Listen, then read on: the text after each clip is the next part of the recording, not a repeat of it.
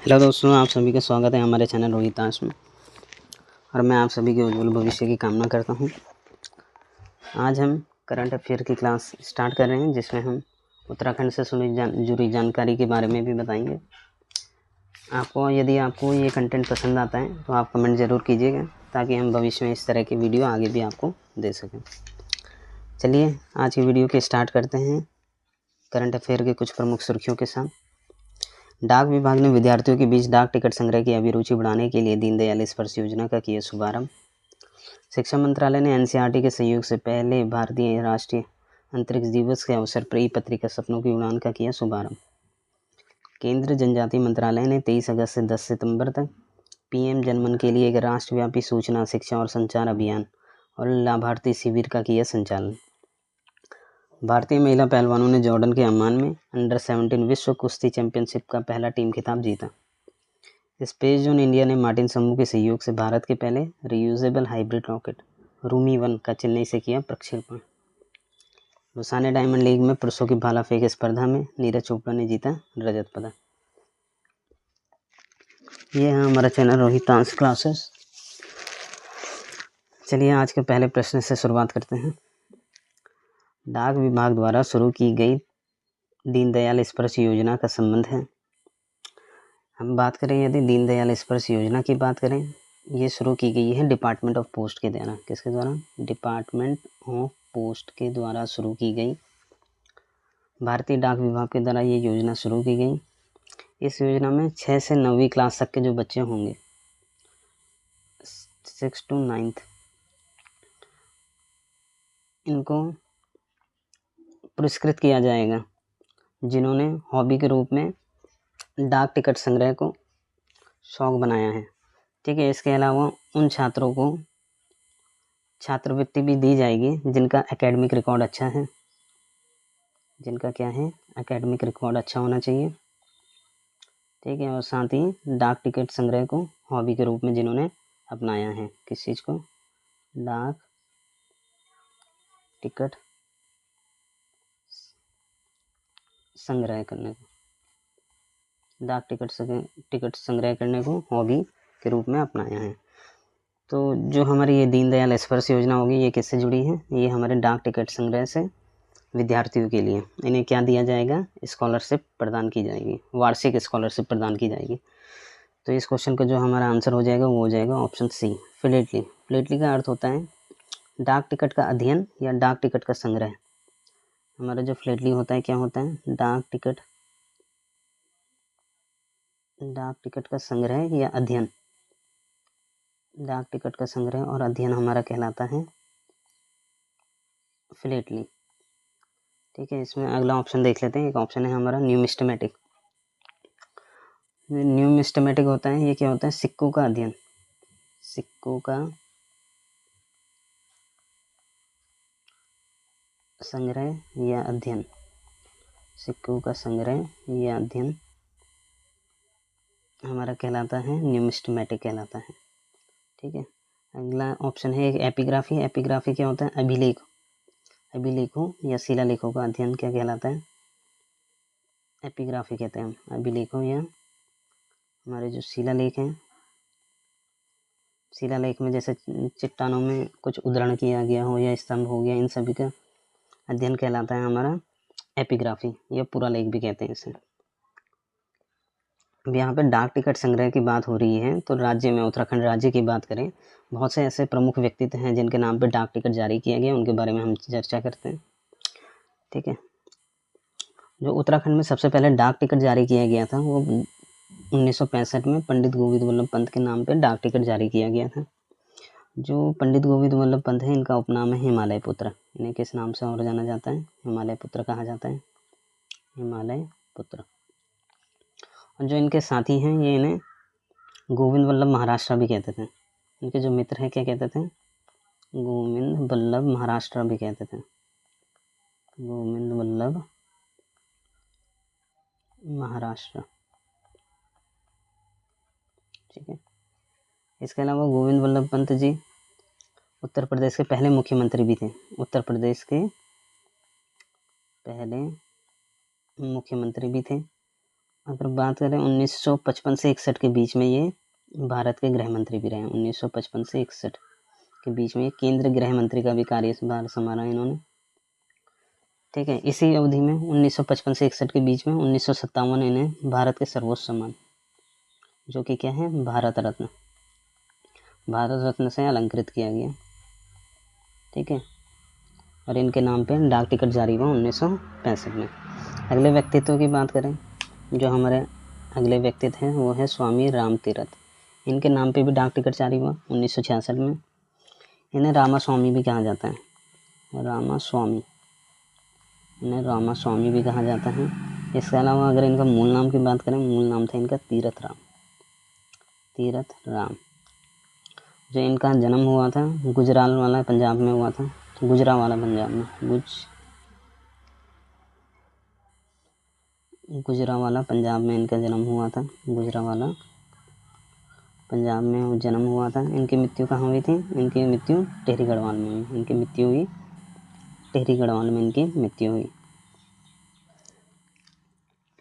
ठीक है, ये वेदांत दर्शन के अनुयायी थे। ये किस चीज़ के अनुयायी थे? कौन सा दर्शन अपनाया था इन्होंने? वेदांत दर्शन के ये अनुयायी थे। तो इनके नाम पे भी 1966 में डाक टिकट जारी हुआ था। ठीक है, अगले व्यक्तित्व की बात करें, अगले व्यक्तित्व हैं हमारे स्वामी श्रद्धानंद। इनके नाम पे डाक टिकट जारी हुआ 1970 में। स्वामी श्रद्धानंद जी ने इन्होंने गुरुकुल विश्वविद्यालय की स्थापना की थी। गुरुकुल विश्वविद्यालय की इन्होंने स्थापना की। कब की? 1900 ईस्वी में। 1900 ईस्वी में इन्होंने गुजरांवाला पंजाब में गुरुकुल विश्वविद्यालय की स्थापना की, जो कि 1902 ईस्वी में कांगड़ी नामक स्थान है हरिद्वार में, वहाँ पे इसे स्थानांतरित किया गया। कहाँ किया गया? कांगड़ी, हरिद्वार में इसे स्थानांतरित किया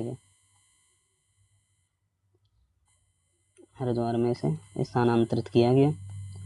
ठीक है, और इसे विश्वविद्यालय का, डीम्ड यूनिवर्सिटी का भी दर्जा दिया गया। इसे हम कहते हैं गुरुकुल कांगड़ी विश्वविद्यालय। किस नाम से हम इसे जानते हैं? गुरुकुल कांगड़ी विश्वविद्यालय।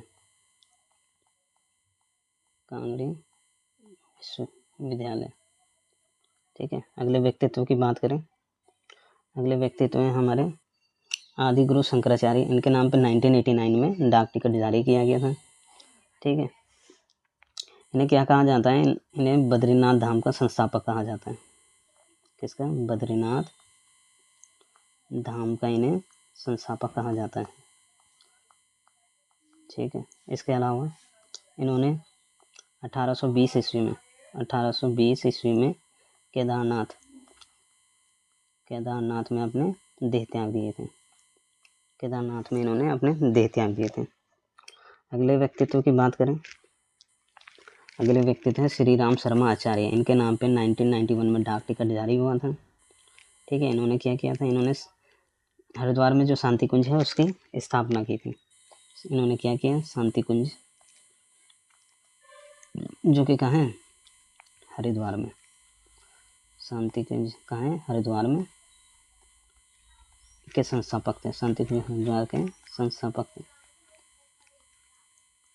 तो इनके नाम पे भी डाक टिकट जारी किया गया है 1991 में।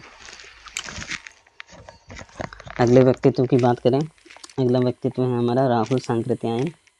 इनके नाम पर 1999 में डाक टिकट जारी किया गया। ये एक इतिहासकार थे। ये क्या है? इतिहासकार।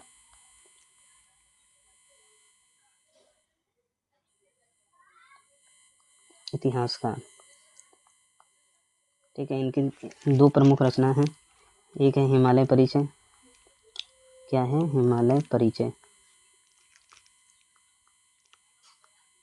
ये है गढ़वाल से संबंधित है। हिमालय परिचय ये गढ़वाल से संबंधित है। दूसरी है हिमालय परिचय, जो कि कुमाऊं से संबंधित है।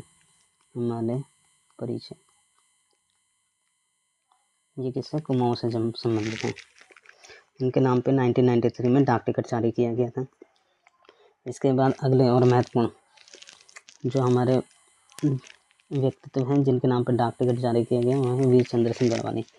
इनका जो वास्तविक नाम था वो था चंद्र सिंह भंडारी। क्या नाम था?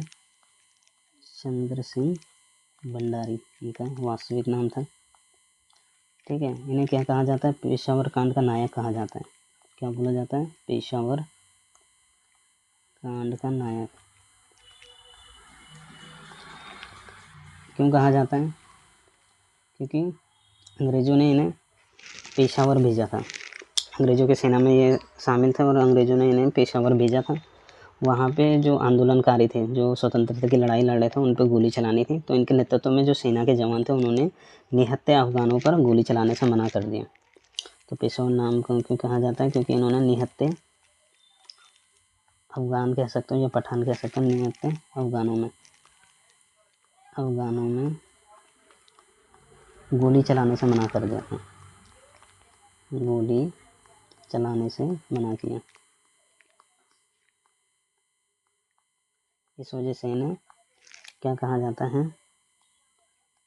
पेशावर कांड का नायक कहा जाता है। तो इसके लिए इनको मौत की सज़ा सुनाई गई, इनके लिए मौत की सज़ा दी गई। परंतु जो इनकी पैरवी कर रहे थे, इनके लिए बैरिस्टर मुकुंदलाल, जो इनकी पैरवी की थी, वो बैरिस्टर मुकुंदलाल ने पैरवी की थी। बैरिस्टर मुकुंदी लाल ने इनकी पैरवी की और मृत्युदंड को कमा करके आजीवन कारावास ने इन्हें कारावास की सज़ा दिलवा दी थी, परिवर्तित कर दिया था कारावास की सज़ा में। तो इन्हें 14 वर्षों के कारावास मिला। हालांकि ये 11 वर्ष में लगभग 1941 में रिहा हो गए थे। ठीक है, तो इन्हीं के नाम पे 1994 डाक विभाग द्वारा डाक टिकट जारी किया गया था। ठीक है, जो हमारे अगले व्यक्तित्व हैं वो हैं पंडित नैन सिंह रावत। पंडित नैन सिंह रावत, इनके नाम पे 2006 में डाक टिकट जारी किया था। पंडित नैन सिंह रावत, इन्हें मौलिक पंडित के नाम से भी जाना जाता है। किस नाम से जानते हैं हम? पंडित नैन सिंह रावत को हम मौलिक पंडित के नाम से जानते हैं। ठीक है, इसके अलावा ये पहले भारतीय खोजकर्ता था। क्या थे? पहले भारतीय खोजकर्ता जिन्हें अंग्रेज़ों ने हिमालय और मध्य एशिया की खोज के लिए नियुक्त किया था। कौन थे ये? पहले भारतीय खोजकर्ता थे जिन्हें अंग्रेज़ों ने नियुक्त किया किसके लिए? हिमालय और मध्य एशिया की खोज के लिए। हिमालय और मध्य एशिया की खोज के लिए नियुक्त किया था। ठीक है, जो हमारे अगले व्यक्तित्व हैं ये हैं सुमित्रा नंदन पंत। इनके नाम पे 2015 में डाक टिकट जारी किया था और ये हमारा इम्पोर्टेंट भी है। इन्हें किन्हीं अन्य नाम से, इन्हें गुसें या सै नाम से जाना जाता है। इन्हें गुसें या सै नाम से जाना जाता है। ठीक है, इसके अलावा इनका जन्म कहाँ हुआ था? कौसानी बागेश्वर। कौसानी, जैसे क्या कहा जाता है? आप लोग कमेंट में बताएंगे कौसानी को हम क्या कहते हैं। इनका जन्म क्या हुआ था? कौसानी बागेश्वर में इनका जन्म हुआ था। ठीक है, इसके अलावा इन्हें 1960 में साहित्य अकादमी पुरस्कार दिया गया। इन्हें 1960 में क्या मिला? साहित्य अकादमी पुरस्कार। साहित्य अकादमी पुरस्कार मिला। और ये किस लिए मिला था? इनकी एक कविता थी। ये कैसे थे? ये छायावादी कवि थे। तो इनकी कविता किसके लिए? कला और बूढ़ा केदार के लिए। कला और बूढ़ा चांद। कला और बूढ़ा चांद। कला और बूढ़ा चांद के लिए इन्हें साहित्य अकादमी पुरस्कार मिला था। 1961 में इन्हें पद्म विभूषण भी दिया गया। 1961 में ये पद्म विभूषण से अलंकृत किए गए। 1961 में क्या मिला? पद्म विभूषण। ठीक है, इसके अलावा 1968 में इनको क्या मिला? भारतीय ज्ञानपीठ पुरस्कार। भारतीय ज्ञानपीठ पुरस्कार। और ये किस चीज़ के लिए दिया गया? ये दिया गया चिदम्बरा के लिए। किसके लिए? चिदम्बरा के लिए इन्हें भारतीय ज्ञानपीठ पुरस्कार दिया गया था। अगले प्रमुख व्यक्तित्व की बात करें, जो हमारे अगले प्रमुख व्यक्तित्व हैं वह है हेमवती नंदन बहुगुणा। इनके नाम पर 2016 में डाक टिकट जारी किया गया। ठीक है, इनके नाम पे एक यूनिवर्सिटी भी है, हेमवती नंदन बहुगुणा गढ़वाल यूनिवर्सिटी। ठीक है, जब विश्वविद्यालय आंदोलन हो रहे थे तो 1973 में 1973 में 2 यूनिवर्सिटी का गठन हुआ था। एक हुआ था गढ़वाल यूनिवर्सिटी और दूसरा किसका हुआ? कुमाऊं यूनिवर्सिटी का गठन हुआ था। ठीक है। गढ़वाल यूनिवर्सिटी को 1989 में इनकी मृत्यु हो गई थी, हेमवती नंदन भोंगड़ा। तो उनके स्मारक के तौर पर इस यूनिवर्सिटी का नाम कर दिया गया हेमवती नंदन भोंगड़ा गढ़वाल यूनिवर्सिटी। इसे 15 जनवरी 2009 में केंद्रीय विश्वविद्यालय का दर्जा दिया गया है। ठीक है। ये थे हमारे कुछ महत्वपूर्ण व्यक्तित्व जिनके नाम पर डाक विभाग द्वारा डाक टिकट जारी किया गया था। अब चलते हैं अगले प्रश्न की ओर। अगला प्रश्न है हमारा, प्रधानमंत्री जनमन मिशन की शुरुआत कब हुई। यहाँ पे बात हो रही है प्रधानमंत्री जनमन की, PM जनमन, प्रधानमंत्री जनमन। ठीक है। इसकी फुल फॉर्म क्या है? यह है प्रधानमंत्री, जी फॉर हो जाएगा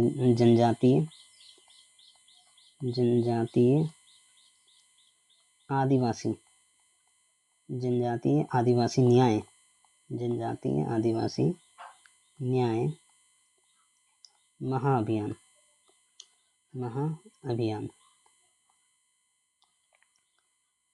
ठीक है। जो प्रधानमंत्री जनजातीय आदिवासी न्याय महाअभियान, जो इसकी शुरुआत की गई थी, ये शुरुआत की गई थी 15 नवंबर 2023 को। इसकी शुरुआत की गई कब गई? 15 नवंबर 2023 को शुरुआत की गई। 15 नवंबर को क्यों की गई? 15 नवंबर को हमारा गौरव दिवस मनाया जाता है। गौरव दिवस मनाया जाता है। क्या मनाया जाता है? गौरव दिवस। 15 नवंबर को ही गौरव दिवस क्यों मनाया जाता है? क्योंकि 15 नवंबर के जो आदिवासी के महान योद्धा थे, जिनका नाम है बिरसा मुंडा। क्या नाम है? बिरसा मुंडा। उनकी जन्म तिथि पड़ती है, बिरसा मुंडा की जन्म तिथि होती है, इसलिए 15 नवंबर को गौरव दिवस के रूप में मनाते हैं। ठीक है। अब तो इसका जो हमारा आंसर हो जाएगा, प्रधानमंत्री जनमन मिशन योजना की शुरुआत कब हुई? ये हुई 15 नवंबर 2023। जो प्रधानमंत्री जनमन योजना शुरू की गई थी, ये विशेष रूप से जो पिछड़े, विशेष रूप से जो कमज़ोर जनजातीय वर्ग समूह हैं, उनके लिए ये योजना शुरू की गई थी, जिनको हम PVTG भी कहते हैं, PVTG। ठीक है। इसका फुल फॉर्म क्या है? फुल फॉर्म है पर्टिकुलर वनरेबल ट्राइबल ग्रुप्स,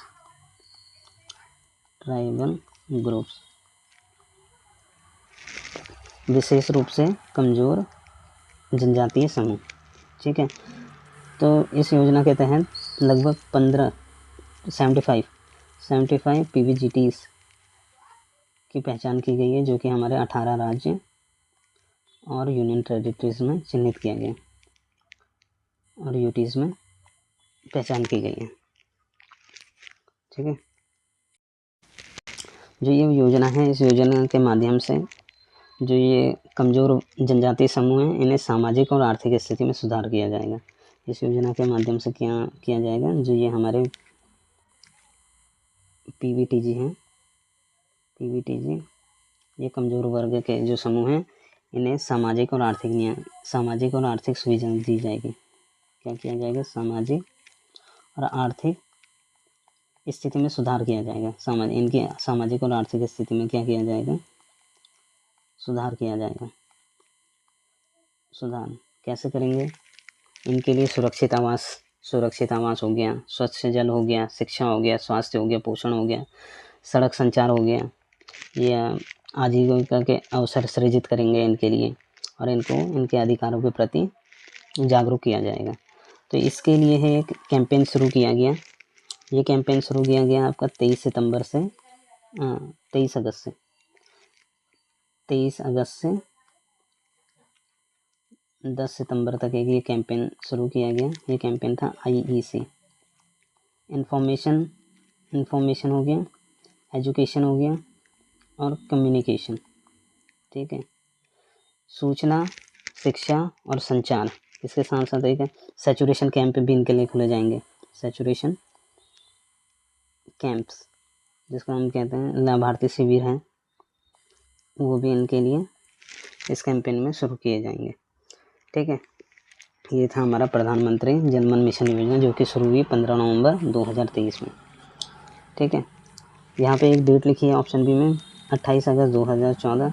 28 अगस्त 2014 को क्या हुआ था? प्रधानमंत्री जन धन योजना की शुरुआत हुई थी। प्रधानमंत्री जन धन योजना की शुरुआत की गई थी। ठीक है। 22 जनवरी 2015 में बेटी बचाओ बेटी पढ़ाओ योजना की शुरुआत हुई। बेटी बचाओ बेटी पढ़ाओ बेटी पढ़ाओ बेटी बचाओ बेटी पढ़ाओ योजना की शुरुआत ये कहाँ से हुई थी? पानीपत हरियाणा से। कहाँ से हुई थी?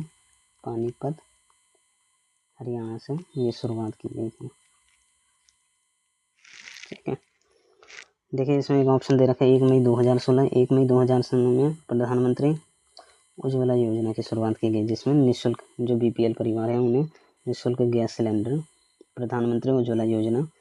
ठीक है, ये शुरू की गई थी। ये कहाँ से शुरू की गई? बलिया उत्तर प्रदेश से शुरू की गई थी। कहाँ से? बलिया उत्तर प्रदेश में। इसका दूसरा चरण पर PMUY 2.0 भी चालू किया गया है, जो कि महोबा उत्तर प्रदेश से शुरू किया गया है। महोबा उत्तर प्रदेश से ये जो शुरू किया गया 10 अगस्त 2021 में। जो दूसरा चरण कब शुरू किया? 10 अगस्त 2021 से ये शुरू किया गया। ठीक है। अब अपने अगले प्रश्न की ओर चलते हैं। इससे पहले हम देख लेते हैं यहाँ पे जो विशेष रूप से कमज़ोर वर्ग की बात हुई है, तो हम उत्तराखंड में विशेष रूप से कमज़ोर वर्ग है उसकी भी बात कर लेते हैं। यहाँ पे 2 वर्ग समूह हैं, एक है हमारा SC और एक है हमारा ST। ठीक है। अगर इनकी जनसंख्या की उत्तराखंड की टोटल जनसंख्या लगभग कितनी है? 1 करोड़ जनसंख्या है। उत्तराखंड की लगभग कितनी जनसंख्या है? 1 करोड़ है। उसमें से जो हमारे SC जनसंख्या है, SC जनसंख्या 18.8% SC जनसंख्या है, और जो ST जनसंख्या है वो कितनी है? 2.9%। आरक्षण की बात करें, SC को कितना आरक्षण दिया गया सरकारी सेवाओं में? 19% का आरक्षण है, और ST को हमारा 4% का आरक्षण दिया गया है। जो हमारे SC कैटेगरी में हैं, इसमें कौन कौन सी जाति आती हैं? कुछ आती हैं अगरिया, बादिक, वाल्मीकि, बजगी, इस तरीके के काफ़ी शिल्पकार, ये सब हमारी SC कैटेगरी में आती हैं। जबकि अनुसूचित जनजाति की बात करें 1967 में 5 जनजातियों को इसमें शामिल किया गया, या जनजातियों को दर्जा दिया गया था। वो कौन कौन सी हैं? एक है हमारी थारू जनजाति हो गया। ठीक है। जौनसारी जनजाति, थारू जनजाति, जौनसारी जनजाति हमारी होगी। बोक्सा जनजाति हो गया। फिर हो गया हमारा भूटिया जनजाति हो गया, और हो गया हमारे राजी। ठीक है। अगर हम इनकी जनसंख्या की बात करें, सर्वाधिक जनसंख्या, अगर SC की बात करें सर्वाधिक और न्यूनतम, ये आपको याद होना चाहिए ताकि आप जिले भी याद रख सकें। SC की बात करें, SC की जो सर्वाधिक जनसंख्या है वो सबसे ज़्यादा कहाँ है? हरिद्वार में। SC की सबसे ज़्यादा जनसंख्या कहाँ है? हरिद्वार में है। और सबसे कम जनसंख्या क्या है? सबसे कम जनसंख्या है आपकी चंपावत में। कहाँ पे है? चंपावत में। ठीक है। अगर आपको याद करना है कि SC की सर्वाधिक और न्यूनतम जनसंख्या कहाँ है, तो आप याद करेंगे SC को पढ़िए HC। H मतलब हरिद्वार में सबसे ज़्यादा है, और C चंपावत में सबसे कम है। ठीक है। अगर प्रतिशत की बात करें, प्रतिशत सर्वाधिक जनसंख्या प्रतिशत SC का कहाँ पे है? ये है सर्वाधिक बागेश्वर में। बागेश्वर में सबसे ज़्यादा SC प्रतिशत है, और सबसे कम कहाँ है? आपका देहरादून में। देहरादून राजधानी में सबसे कम SC जनसंख्या का प्रतिशत है। वैसे ही हम ST की बात करें, ST की जो सर्वाधिक जनसंख्या है वो कहाँ है? ऊधम सिंह नगर में। कहाँ पे? ऊधम सिंह नगर में सर्वाधिक है, और सबसे कम है आपके रुद्रप्रयाग, गढ़वाल रीजन में रुद्रप्रयाग है। तो वहाँ पे ST अनुसूचित जनजाति की जनसंख्या सबसे कम है। अगर प्रतिशत की बात करें, प्रतिशत में भी ऊधम सिंह नगर ही सबसे ज़्यादा जनसंख्या है। ठीक है। और जो सबसे कम जनसंख्या है वो टिहरी में है। टिहरी जो रियासत हुआ करती थी, वहाँ पे सबसे कम SC प्रतिशत है। ठीक है। SC की सबसे ज़्यादा जनसंख्या कहाँ पे? हरिद्वार में है। सबसे कम है चंपावत में, HC। और ST की बात करें, सर्वाधिक जनसंख्या ऊधम सिंह नगर में, सबसे कम रुद्रप्रयाग में। प्रतिशत की बात करें SC की, बागेश्वर में सबसे ज़्यादा प्रतिशत है, और देहरादून में सबसे कम। ST की बात करें ऊधम सिंह नगर में सबसे ज़्यादा है, और टिहरी में सबसे कम। यहाँ पे हम लिंगानुपात की बात करें, जो SC का लिंगानुपात है वो है हमारा 936, कम है हम, और ST का है 963। ठीक है, ये 36 है, ये 63 है। बस ये याद रखना पड़ेगा आपको कि SC में कम है प्रति 1000 वर्ग, प्रति 1000 पुरुषों पे, प्रति 1000 मेल्स पे जो SC का लिंगानुपात है 936 है, और ST का कितना है 963 है प्रति 1000 पुरुषों पे। ठीक है, ठीक है। अब बात करते हैं साक्षरता की, बात करते हैं साक्षरता, literacy rate, literacy rate, SC का लिटरेसी रेट, यहाँ पे ST का लिख देते हैं। SC का लिटरेसी रेट कितना है, एवरेज है इनका 74%, 74% एवरेज है। इसमें 10 बढ़ा दो 84% आपका पुरुषों का हो जाएगा, और 10 घटा दो एवरेज में, ये महिलाओं का हो जाएगा, फीमेल्स का। एवरेज है 74, मेल्स का है 84, फीमेल्स का है 64%। ठीक है, पॉइंट की बात करें 74.4 है, 83.3 है, 64.1 है। अगर ST की बात करें 74.4 में 0.5 घटा दो तो कितना हो जाएगा 73.9%, यह है हमारा एवरेज। अगर मेल की बात करें इसमें 10 बढ़ा दो कितना हो जाएगा 83.8 ले लेंगे, ये मेल का हो गया। फीमेल की बात करें, फीमेल का 62.5% याद करना। ठीक है, लिटरेसी रेट। ठीक है, लिटरेसी रेट SC का साक्षरता प्रतिशत कितना है 74.4%, 10 बढ़ा दो 84.3%, 10 घटा दो 64.1%। अगर ST की बात करें 74.4 एवरेज हमें याद है, उसमें से 0.5 घटा दो 73.9% ST का हो गया, उसमें 10 जोड़ दो तो पुरुषों का आ जाएगा, और 10 घटा दो 62.5% हमारा ST महिलाओं का हो जाएगा। ठीक है, साक्षरता की बात हो रही है, सबसे ज़्यादा SC में सर्वाधिक साक्षरता जिला कौन सा है, जो सबसे ज़्यादा साक्षर जिला है SC का वो है नैनीताल। SC का सर्वाधिक साक्षर जिला कौन सा है, नैनीताल। और ST में सर्वाधिक साक्षर जिला कौन सा है, यहाँ पे हमारा रुद्रप्रयाग, रुद्रप्रयाग। ठीक है, SC का जो सबसे कम साक्षरता, SC का सबसे कम साक्षरता कहाँ है, वहाँ है जहाँ पे ST की सबसे ज़्यादा पॉपुलेशन है। ST की सबसे ज़्यादा पॉपुलेशन कहाँ है, उधम सिंह नगर में। तो SC की सबसे कम साक्षरता कहाँ पे है, उधम सिंह नगर में। ठीक है, और ST में सबसे कम साक्षरता कहाँ है, जहाँ पे SC की सर्वाधिक पॉपुलेशन है। SC की सर्वाधिक पॉपुलेशन कहाँ है, हरिद्वार में। तो यहाँ पे साक्षरता सबसे कम है। ठीक है, तो आप ऐसे याद कर सकते हैं। ठीक है, आगे एक आपके लिए टेबल भी बनाई गई है जिसे आप आसानी से नोट कर सकते हैं और याद कर सकते हैं, जो कि 2011 की जनगणना के अनुसार है। ठीक है, यहाँ पे SC, यहाँ पे अनुसूचित जाति की बात की है, यहाँ पे अनुसूचित जनजाति की बात की है। जिसमें मुख्य जाति आती हैं, ये आती है अगरिया, बाधिक, बजनिया, बाजगी, वाल्मीकि, डोर, मोर, गोल, ग्वाल, कंजर, कपाड़िया, शिल्पकार आदि। ठीक है, और अनुसूचित जाति की बात करें, 5 जातियों को 1967 में दर्जा मिला था, थारू, जौनसारी, बोक्सा, भूटिया और राजी। जनसंख्या 18,92,000 है, यहाँ पे 2,91,000 है। देश में 18वां स्थान है, देश में 24वां स्थान है। लिंगानुपात 936 हो गया, 963 हो गया। सबसे ज़्यादा हरिद्वार, सबसे कम चंपावत, यहाँ पे सबसे ज़्यादा उधम सिंह नगर, सबसे कम रुद्रप्रयाग। ठीक है, प्रतिशत में सर्वाधिक यहाँ पे बागेश्वर में, सबसे कम देहरादून में। यहाँ पे सबसे ज़्यादा उधम सिंह नगर में, ये सबसे कम टिहरी में है। ठीक है, अगर घटते क्रम की बात करें तो हमारे कौन कौन से जिले सबसे ज़्यादा कहाँ हैं, हरिद्वार में। तो हमारा कोड हो जाएगा, कोड से याद करना चाहिए, हरी सिंह हरा लाल, हरी सिंह हरा ताल। हरी हो गया हरिद्वार हो गया, सिंह से आपका उधम सिंह नगर हो गया, हरा देहरादून हो गया, ताल मतलब नैनीताल। ठीक है, उधम सिंह नगर में तो आप ऐसे ही याद, जनजाति का तो ऐसे ही याद कर सकते हैं। सर्वाधिक जनसंख्या जनजाति में किसकी है, थारू की है उधम सिंह नगर में। फिर जौनसार, फिर आपकी जौनसारी है कहाँ पे है, जौनसार बाबर क्षेत्र देहरादून में है। उसके बाद भूटिया हो गया, भूटिया हमारा पिथौरागढ़। इसके अलावा कुछ भूटिया चमोली में भी है। तो इसका क्रम उधम सिंह नगर, देहरादून, पिथौरागढ़, चमोली। प्रतिशत में भी इसका सेम क्रम है, उधम सिंह नगर, देहरादून, पिथौरागढ़ और चमोली। अगर प्रतिशत की बात करें SC में तो सबसे ज़्यादा प्रतिशत का है बागेश्वर में, उससे कोड बना दिया ईश्वर थोड़ा काशमोरा। काशमोरा मूवी भी थी, सुना होगा आपने। तो ईश्वर थोड़ा काशमोरा, ईश्वर मतलब बागेश्वर, थोड़ा मतलब पिथौरागढ़, काश मतलब उत्तरकाशी, मोरा मतलब अल्मोड़ा। ठीक है। घटते क्रम की बात करें, इसके लिए एक कोड बनाए हैं, आप चाहे तो कोड से याद कर लीजिए या वैसे ही याद करना चाहे तो कर लीजिए। अगर बढ़ते क्रम की बात करें तो सबसे कम ऐसी जनसंख्या कहाँ पे है आपकी चंपावत में, तो कोड हो जाएगा चंपा में आरबीसी की कमी से दारा सिंह के टेढ़े पैर। ठीक है, इससे दोनों हो जाएगा, प्रतिशत वाला भी हो जाएगा और जनसंख्या के हिसाब से भी हो गया। चंपा में आरबीसी की कमी, चंपावत, रुद्रप्रयाग, बी मतलब बागेश्वर, सी मतलब चमोली। दारा सिंह के टेढ़े पैर, दारा मतलब देहरादून हो गया, सिंह मतलब उधम सिंह हो गया, टेढ़ा मतलब टेढ़ी हो गया, पैर मतलब पौड़े हो गया।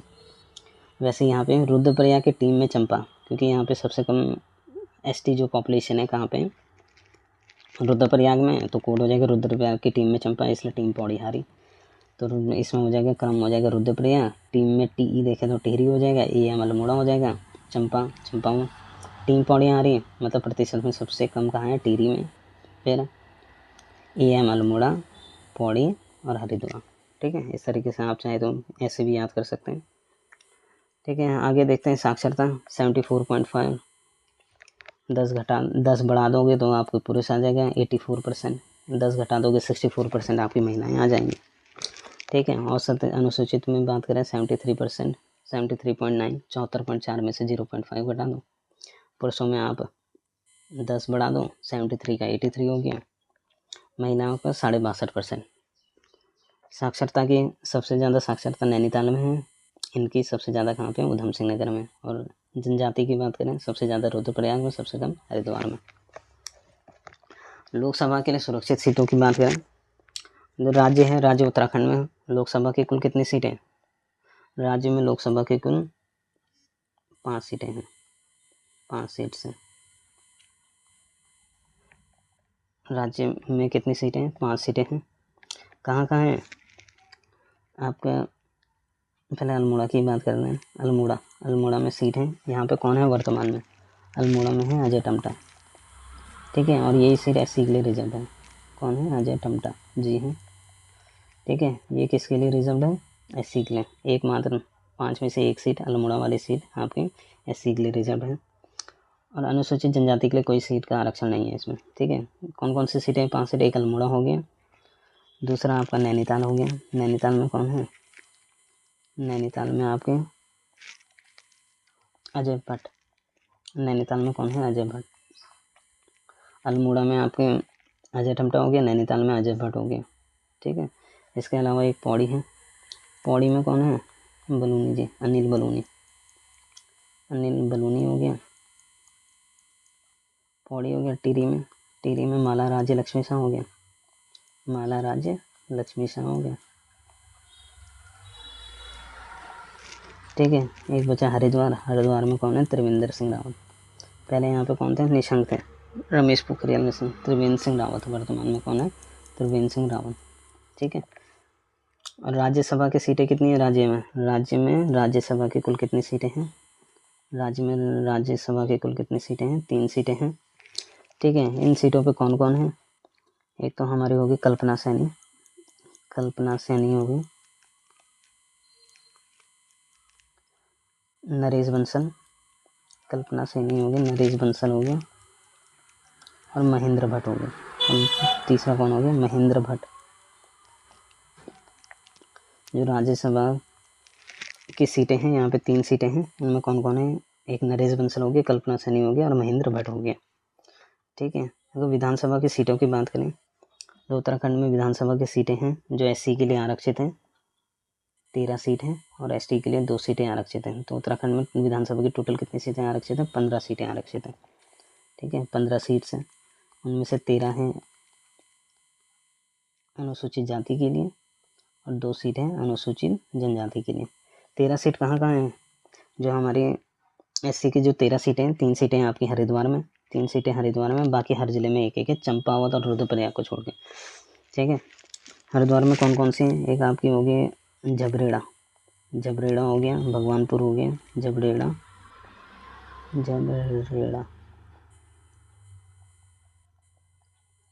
हो गया,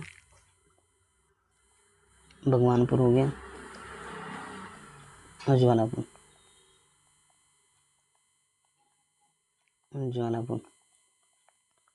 ठीक है। बाकी हर ज़िले में एक एक सीटें चंपावत और रुद्रप्रयाग को छोड़ के। अगर एसटी की बात करें, एसटी की 2 सीटें, एक चक्राता कहाँ, देहरादून में, चक्राता देहरादून में, और नानकमत्ता उधम सिंह नगर में। नानकमत्ता कहाँ है, उधम सिंह नगर में।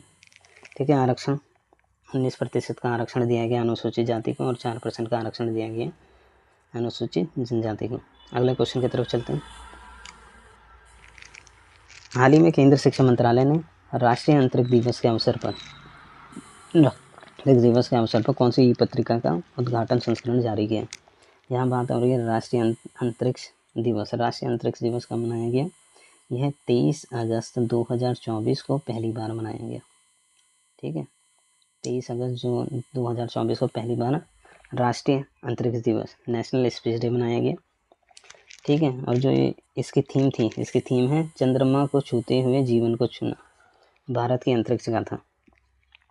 ठीक है। Touching life while touching the moon, ये इसकी थीम रही है। ठीक है। और ये क्यों मनाया गया, क्योंकि इससे एक साल पहले 23 अगस्त 2023 में इसरो के द्वारा एक मिशन लॉन्च किया गया था। 23 अगस्त 2023 को इसरो ने एक मिशन लॉन्च किया था, क्या था, चंद्रयान 3। ठीक है। वो चंद्रमा के साउथ पोल में पहुंचने वाला विश्व का पहला देश बन गया इसी के साथ भारत। ठीक है। 23 अगस्त 2023 को इसरो के द्वारा एक मिशन लॉन्च किया गया था चंद्रयान 3।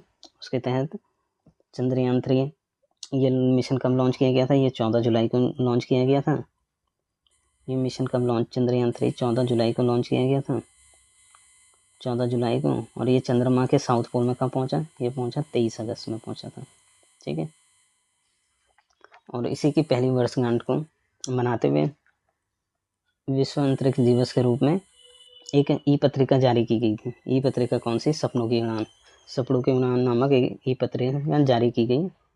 ठीक है। शिक्षा मंत्रालय के द्वारा, शिक्षा मंत्रालय और एनसीईआरटी के सहयोग से एक ई पत्रिका जारी की गई, सपनों की उड़ान। जो वर्तमान शिक्षा मंत्री कौन है, धर्मेंद्र प्रधान। कौन है, धर्मेंद्र प्रधान। ठीक है। ये वर्तमान क्या है, हमारे केंद्रीय शिक्षा मंत्री हैं। ठीक है। इससे रिलेटेड कुछ बातें और देख लेते हैं। ठीक है। नेशनल स्पेस डे ये कब मनाया गया, 23 अगस्त 2024 को पहली बार बनाया गया। जो इसकी थीम थी चंद्रमा को छूते हुए जीवन को छूना, इसकी थीम थी। ठीक है। ई मैगजीन कौन से, सपनों की उड़ान। सपनों की उड़ान, सपनों की उड़ान e magazine.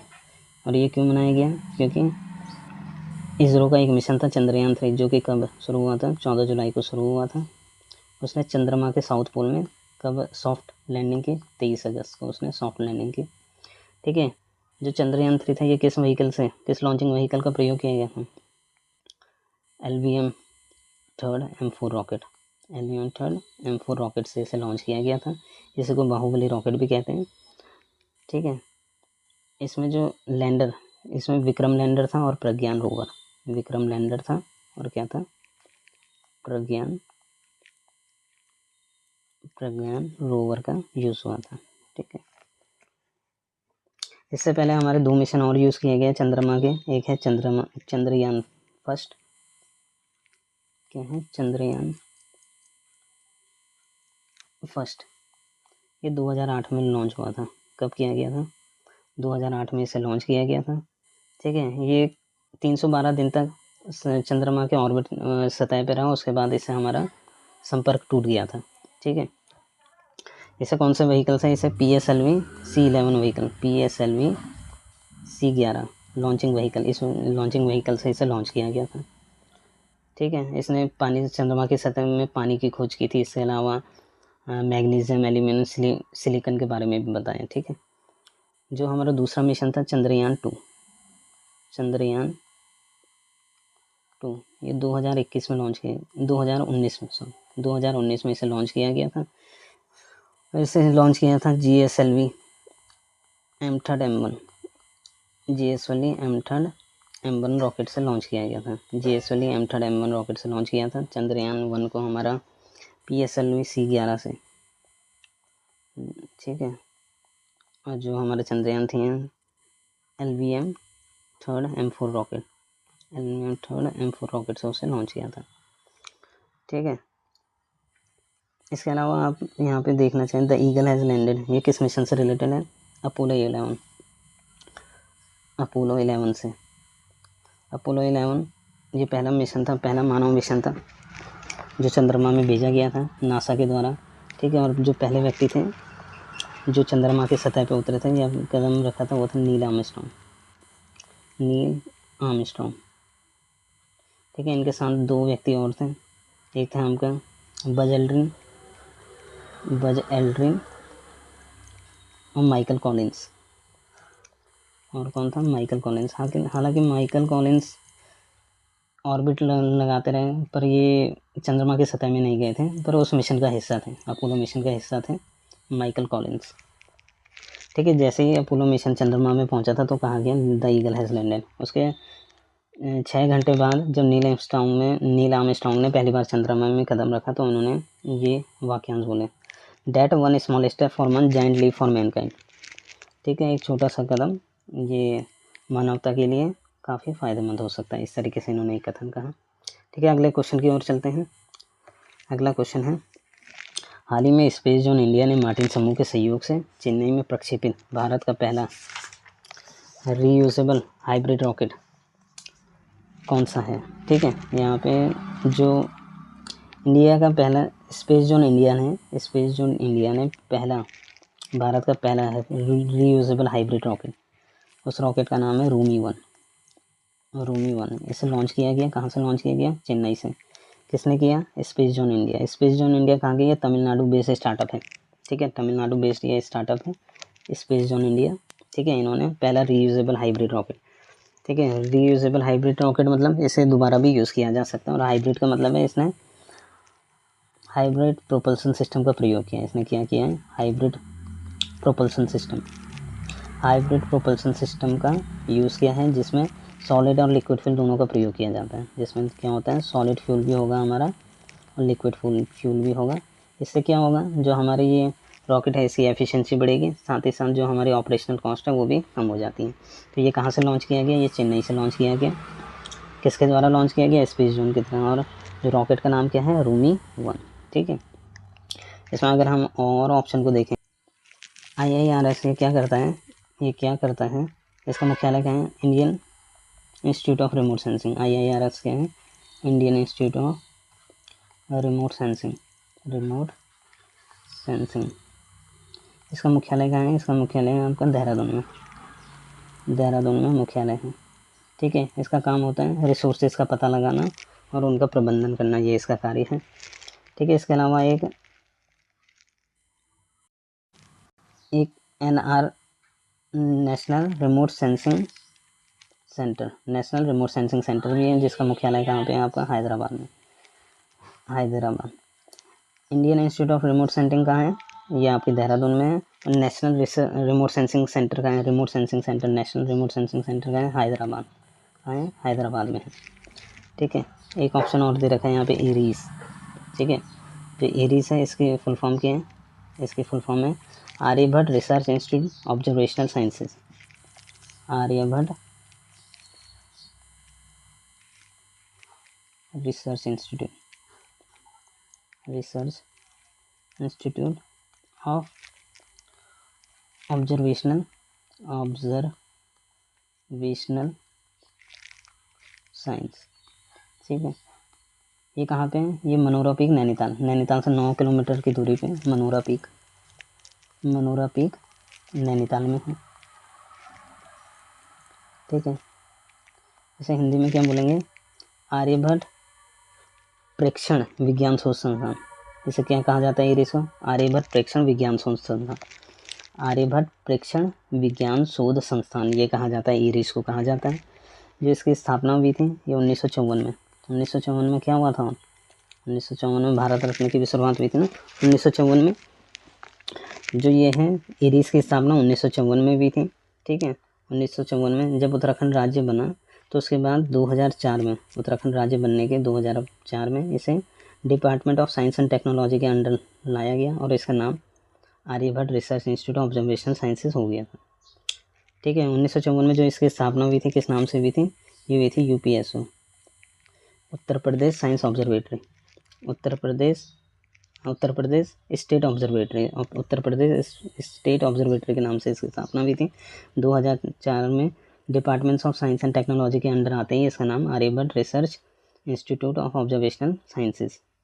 Uttarakhand Aryabhatta research institute of observation sciences, Aryabhatta Prekshan Vigyan संस्थान इसका नाम हो गया। ठीक है, इसके बाद जो एरीज है, एरीज में एशिया की सबसे बड़ी दूरबीन भी है। एशिया की सबसे बड़ी दूरबीन है जो कि कहाँ पे, देवस्थल में है। कहाँ पे, देवस्थल में। कितनी है, 3.6 मीटर की ये दूरबीन है। इसके अलावा एशिया का सबसे पहला लिक्विड मिरर टेलीस्कोप भी यहीं पे है, लिक्विड मिरर टेलीस्कोप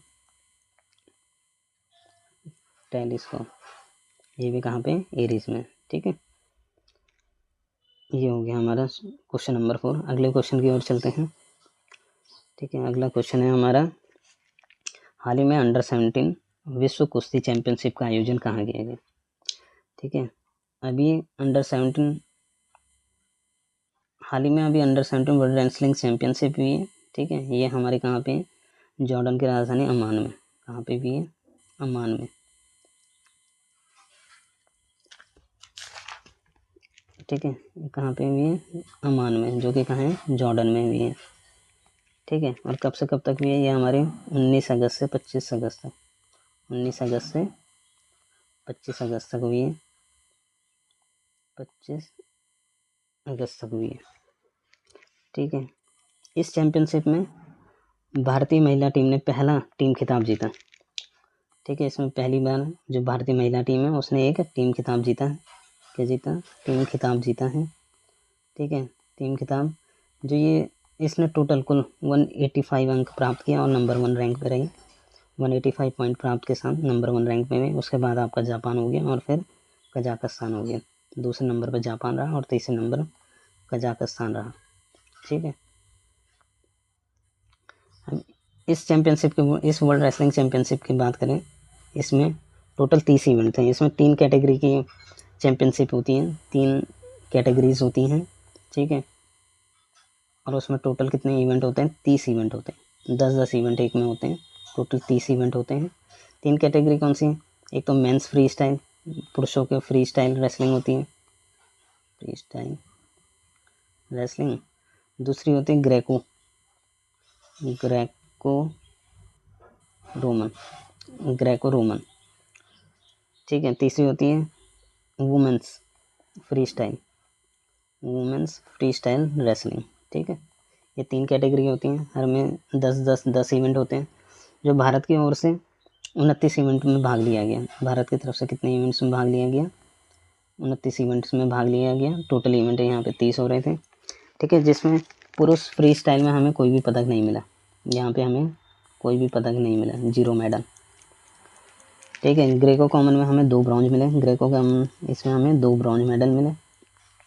इसके अलावा वुमेन फ्री स्टाइल कुश्ती में हमने टोटल 8 पदक जीते। ठीक है, 5 हमने गोल्ड जीता, 1 हमने सिल्वर जीता और 2 हमने ब्रॉन्ज मेडल जीते। तो टोटल वुमेन फ्री स्टाइल कुश्ती में हमने टोटल 8 पदक जीते। और इस टोटल पूरी प्रतियोगिता में हमने टोटल कितने मेडल जीते, 10 मेडल जीते। कितने जीते, 10 मेडल जीते। अगर 2 मेडल ग्रेको रोमन के भी मिला दे तो टोटल हमारे 10 मेडल जीते। ठीक है, यहाँ पे हम देखेंगे कि जो 5 गोल्ड लाए गए हैं महिला रेसलर में जो 8 गोल्ड लाए हैं, उनमें से 8 में से 5 जो गोल्ड जीते हैं हमने, कौन कौन लेके आए हैं। एक गोल्ड लेके आया हमारा अदिति कुमारी। कौन लेके आया, अदिति कुमारी। ठीक है, एक गोल्ड लेके आया हमारा नेहा सांगवान। कौन लेके आया, नेहा सांगवान। एक हमारा लेके आया पुलकित ने गोल्ड मेडल जीता। एक हमारा हो गया काजल। ठीक है, काजल हो गया। और एक हमारा हो गया मानसी लाथर। इन्होंने भी जो हमारे 5 गोल्ड लाए जीते गए हैं इस प्रतियोगिता में, अदिति कुमारी, नेहा सांगवान, पुलकित, काजल, मानसी लाथर। ठीक है, ऐसा क्वेश्चन पूछा जा सकता है कि इनका संबंध किससे है। ये सब किससे हैं, रेसलिंग से, कुश्ती से जुड़े हुए हैं। ठीक है, इसका ऑप्शन को देखें तो वर्ल्ड रेसलिंग चैंपियनशिप अंडर 17 की वर्ल्ड रेसलिंग चैंपियनशिप कहाँ पे भी, ये भी हमारे अमान जॉर्डन। ठीक है। पेरिस फ्रांस की बात करें, अभी यहाँ पे पेरिस ओलंपिक 2024 का गठन किया गया। ओलंपिक 2024 हमारे कहाँ हुए थे? पेरिस में। इसे पेरिस ओलंपिक्स भी कहते हैं। ओलंपिक्स 2024 हमारे पेरिस फ्रांस में हुए। ठीक है।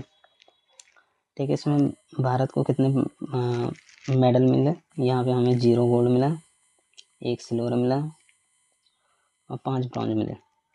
5 ब्रॉन्ज, तो टोटल हमने 6 पदक जीते इस प्रतियोगिता में। टोटल हमने 6 पदक के साथ भारत 71वें स्थान पर रहा। कैसे स्थान पर रहा? 71वें स्थान पर रहा। पहले स्थान पे कौन रहा? पहले स्थान पे रहा, फर्स्ट रहा यूएसए। ठीक है। सेकंड कौन रहा? सेकंड रहा चाइना। तीसरा कौन रहा? थर्ड रहा आपका जापान। भारत के इस प्रतियोगिता में 71 रैंक हुई। ठीक है। जो ये 1 सिल्वर मेडल दिलाया गया इस प्रतियोगिता में, वो किसने जीता? नीरज चोपड़ा ने। किसने जीता? नीरज चोपड़ा ने सिल्वर मेडल जीता। ठीक है। और जो ये 5 ब्रॉन्ज जीते हैं, ये 5 ब्रॉन्ज किसने जीते? ध्यान लिख देते हैं। जो हमारे 5 ब्रॉन्ज जीते हैं, ये जीते हैं आपको मनु भाकर। जो पहला ब्रॉन्ज लेके आई मनु भाकर। ठीक है। जो दूसरा ब्रॉन्ज लेके आई वो मिक्स जोड़ी लेके आई। मनु भाकर में किसने जीता? इसने 10 मीटर एयर पिस्टल में जीता। 10 मीटर एयर पिस्टल में। ठीक है। इसका मिक्स एयर पिस्टल राउंड हुआ था, उसमें भी मनु भाकर ने ब्रॉन्ज मेडल लेके आए। मनु भाकर प्लस सरबजोत सिंह। कौन? सरबजोत सिंह, इन दोनों ने मिलकर दूसरा ब्रॉन्ज लाया। तीसरा ब्रॉन्ज कौन लेके आए? तीसरा लेके आए हमारा स्वप्निल कुशाले। स्वप्निल कुशाले ने तीसरा। चौथा ब्रॉन्ज हमारी हॉकी टीम लेके आई। चौथा जो लेके आई वो कौन लेके आई? Hockey team. जो 5वां लेके आए रेसलर अमन सहरावत। कौन लेके आए? अमन सहरावत साहब हमारा 5वां ब्रॉन्ज मेडल इन्होंने हमें जिताया। ठीक है। एक इसमें ऑप्शन, तीसरा एक ऑप्शन की बात करें, यहाँ पे रियो डी जेनेरियो ब्राज़ील और Kazan. Rio de Janeiro Brazil, यहाँ पे हमारी G20 2024 की बैठक होने वाली। 2024 की जो G20 की बैठक है वो कहाँ पे होने वाली है? Rio de Janeiro Brazil. G20 के सदस्यों की बात करें, इसमें टोटल कितने मेंबर्स हैं? 21 सदस्य हैं। ठीक है। तो इसमें टोटल कितने देश हैं? 19 देश हैं और 2 संघ हैं। ठीक है। 19 देश और 2 संघ। 2 संघ कौन कौन से? एक है हमारा यूरोपियन यूनियन और दूसरा हो गया अफ्रीकन यूनियन। अफ्रीकन यूनियन हाल ही में इसमें जुड़ा है। इससे पहले G20 में 2023 की जो समिट थी, 2023 का जो सम्मेलन था वो कहाँ हुआ था? भारत में हुआ था। और उसकी थीम क्या थी? वसुधैव कुटुंबकम, मतलब 1 अर्थ 1 फैमिली और 1 फ्यूचर। वो उसकी 2023 की थीम थी। 1 अर्थ 1 फैमिली 1 फ्यूचर।